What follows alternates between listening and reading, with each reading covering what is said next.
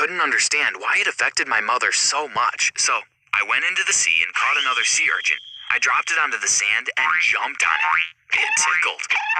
"Mom, this is fun. Why are you crying?" I said. "Oh my God, Ryan," she said. We both had urchins stuck in our feet. I was giggling and my mom was crying. My poor dad had to deal with it all. He drove us to the hospital where they helped us to remove the spikes. For my mother, this seemed unbearable, but it didn't affect me at all.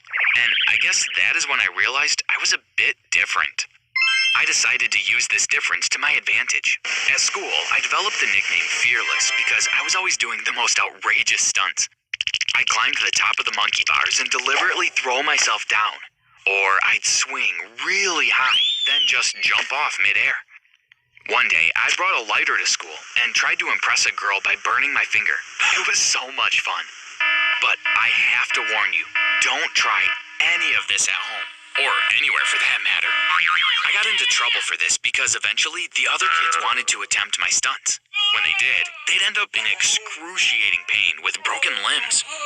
It got so bad that my parents were called into a meeting. I was expelled for being a bad influence. At my new school, I became a bully because I was angry that those stupid boys from my other school got me in trouble. I became the most feared boy at school, and people would think twice before crossing my path. The bigger boys in the higher grades tried to mess with me once, but I beat them up so badly that they learned to stay away from me. They were so shocked when I only laughed at them while they punched and kicked me. I have to admit that part of me really loved the attention and respect. I would do things just for the thrill and attention. For example, one afternoon, my parents decided they'd take us kids out to enjoy a cool stroll in the zoo. After laughing at the penguins and observing the zebras, I began to feel a bit bored. As we approached the lion's pit, I got a bright idea. Ryan, no!" my mom screamed, but it was too late. I had already jumped in.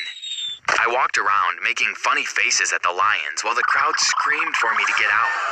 Many people had already taken out their phones and they were recording. I ignored them because there was a cute little lion cub approaching me. I ran towards it and picked it up. Suddenly, I heard